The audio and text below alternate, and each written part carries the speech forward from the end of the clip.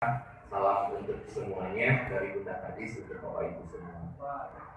Kemudian saya juga ucapkan terima kasih kepada Kecamatan Dewan AK3S telah memfasilitasi untuk kegiatan bimbingan teknis dan BOS tahun 2022, dan juga terima kasih kepada Bapak Ibu yang telah menyempatkan hadir meluangkan waktunya pada kegiatan hari ini.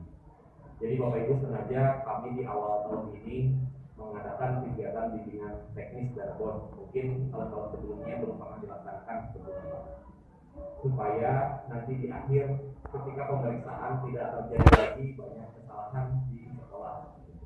Jadi di awal-awal memang harus disosialisasikan yang benarnya itu seperti apa. Semoga nanti dengan kegiatan ini tidak lagi menjadi banyak kesalahan-kesalahan di akhir. Itu mungkin saja.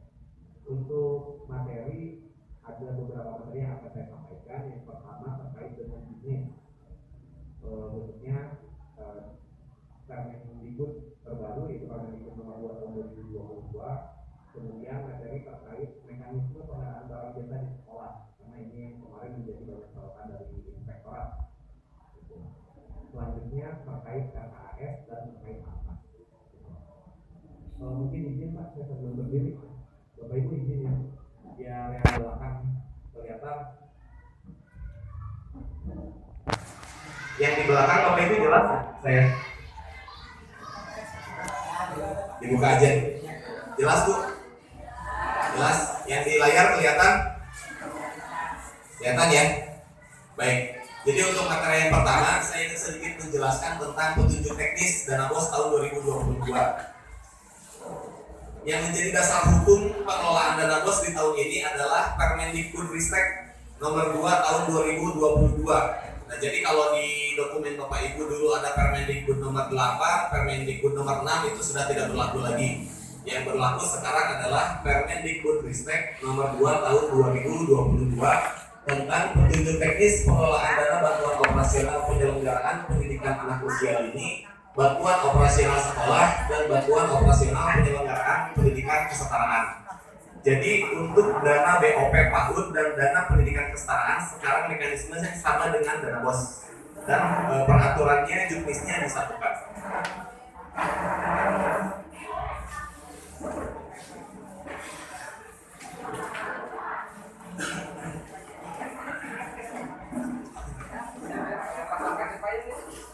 Gue pilih mereka payut ya. Karena aku mau legal dulu. Tinggal Bu, tinggal. Lanjut ya. Kemudian yang diatur di dalam Permendikbudristek tersebut, jenis dana BOS ini ada dua. Dana BOS reguler yang biasa Bapak Ibu terima setiap tahunnya, sama BOS kinerja. BOS kinerja ini untuk sekolah penggerak dan sekolah berprestasi. Di Dawan ada yang masuk ke dalam PSP? Ada? Tidak ada? Belum? Ya. Jadi nanti kalau untuk yang masuk ke dalam PSP tahun ini akan mendapatkan dua bantuan operasional, BOS reguler dan juga BOS kinerja. Next. Nah, ini yang harus Bapak Ibu pegang dalam pengelolaan dana BOS. Jadi Bapak Ibu, dana BOS ini adalah belanja non personalia. Sekali lagi, dana BOS ini adalah belanja non personalia yang digunakan untuk operasional kegiatan belajar mengajar peserta didik. Nah, prinsip-prinsip penggunaannya ini ada 5. Yang pertama, fleksibel atau harus sesuai dengan kebutuhan sekolah. Jadi Bapak Ibu nanti dalam melakukan perencanaan anggaran di RKAS jangan sesuai keinginan, tapi harus sesuai kebutuhan. Beda Bapak Ibu ya antara keinginan dan kebutuhan. Misalkan di sekolah sudah ada alat tersebut, jangan lagi dibelikan lagi, tapi belikan sesuai dengan kebutuhan sekolah. Selanjutnya harus efektif atau mencapai tujuan. Tujuan dari dana BOS adalah untuk mencapai murah. Nah, itu prinsip efisien. Selanjutnya harus akuntabel atau dapat dipertanggungjawabkan. Baik itu dalam pembelian barang maupun dalam kegiatan. Jadi nanti jangan sampai lupa Bapak Ibu untuk mendokumentasikan setiap transaksi atau setiap kegiatan. Contoh misalkan Bapak Ibu ada belanja makan minum rapat, maka dokumen pertanggungjawabannya harus ada seperti nota pembelian, dan juga dokumentasi kegiatannya harus ada. Contohnya daftar hadir rapat, foto kegiatan, seperti itu. Selain itu misalkan barang yang diserahkan atau masker. Misalkan Bapak Ibu membeli masker untuk alat prokes, maka jangan sampai lupa daftar terima dari siswa yang mendapatkan masker tersebut. Nah, itu poin-poin yang harus Bapak pegang dalam realisasi belanja, dokumen kegiatan dan dokumen pertanggungjawaban. Kemudian harus transparan, terbuka dan mengakomodir aspirasi stakeholder. Dalam penyusunan RKAS sebisa mungkin Bapak Ibu libatkan seluruh warga satuan pendidikan. Walaupun di dalamnya ada tim BOS, tapi sebisa mungkin Bapak Ibu libatkan seluruh warga satuan pendidikan. Nah, itu 5 prinsip yang harus Bapak Ibu pegang dalam pengelolaan dana BOS. Selanjutnya, syarat sekolah penerima dana BOS reguler. Saya yakin di sini semuanya sudah memenuhi persyaratan karena setiap tahun mendapatkan Bapak Ibu ya. Ada yang bermasalah nggak? Tidak ada ya. Yang pertama, memiliki NPSN yang terdaftar pada Dapodik. Kemudian telah mengisi pemutahiran data Dapodik sesuai kondisi real tanggal 31 Agustus tahun sebelumnya. Lalu memiliki izin menyelenggarakan pendidikan dan memiliki rekening atas nama satuan pendidikan. Saya ingin menyoroti poin nomor 2 terkait pemutakhiran data Dapodik pada cut-off tanggal 31 Agustus. Jadi Bapak Ibu, untuk pengisian data atau pemutakhiran data di Dapodik, mohon untuk tahun ini jangan terlalu mepet ke tanggal 31 Agustus. Karena data Dapodik ini sinkronisasinya itu menggunakan sistem. Jadi beberapa sekolah kemarin kejadian ada sejumlah siswa yang tidak terakomodir sebagai penerima dana BOS karena siswa tersebut telat sinkron ke dalam sistem. Jadi misalkan terlalu mepet ke tanggal 31 Agustus, belum tentu Bapak Ibu ketika menginput data ke dalam Dapodik, data tersebut langsung sinkron. Bisa jadi sinkronnya setelah beberapa hari kemudian. Gitu. Jadi kalau terlalu mepet, bisa jadi pas tanggal 31 yang baru diinput tersebut belum tersinkronisasi. Jadi tahun ini mohon jangan terlalu mepet ke tanggal 31 Agustus. Kemudian tingkatkan juga koordinasi dengan sekolah asalnya, karena khawatirnya dari sekolah asal belum dilepas data Dapodik ini.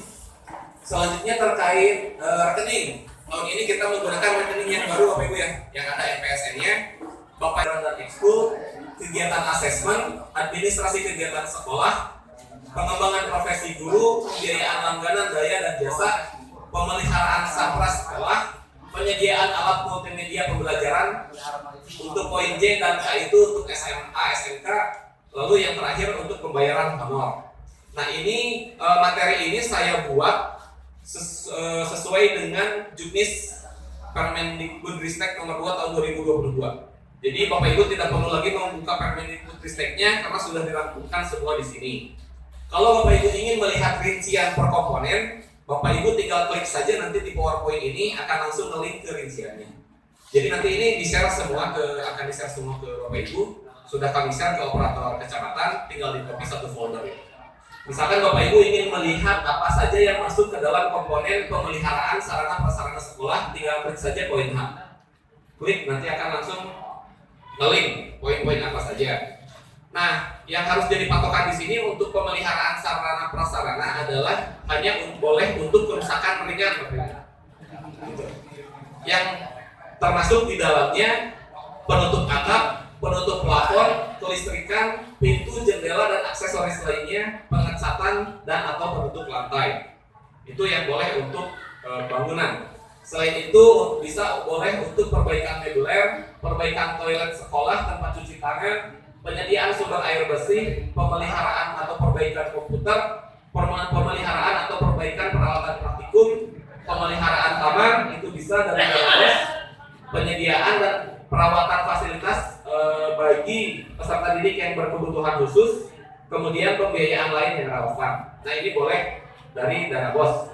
Poin-poin ini Bapak Ibu jangan keluar dari. Yang pertama saya ingin tegaskan, pembayaran honor ini nanti akan masuk ke dalam komponen belanja pegawai Bapak Ibu ya. Nah, kemarin saya di Kertajati ternyata masih banyak kesalahpahaman. Pembayaran upah itu malah dimasukkan ke belanja pegawai, itu salah. Pembayaran honor narasumber kegiatan itu juga jangan dimasukkan ke dalam belanja pegawai. Belanja pegawai hanya untuk honorarium yang diterima rutin setiap bulan oleh pegawai. Gitu. Jadi kalau upah narasumber kegiatan itu masuknya ke belanja jasa. Bayar. Itu ya. Itu yang pertama. Kemudian yang kedua terkait dengan honorarium yang sekarang masuk ke dalam P3K. Gitu. Nah, jadi gini Bapak Ibu perlu diketahui juga P3K itu awalnya adalah program pemerintah pusat yang akan dibiayai juga oleh pusat. Tetapi dalam pelaksanaannya kalau perhitungan di pusat mungkin bisa diskusi, akhirnya dilemparkan ke daerah, sehingga daerah harus menyediakan anggaran untuk penggajian dan tunjangan P3K. Nah, kondisi di daerah saat ini itu belum memenuhi kebutuhan semuanya, Bapak. Jadi kalau tidak salah untuk P3K ini pemerintah daerah harus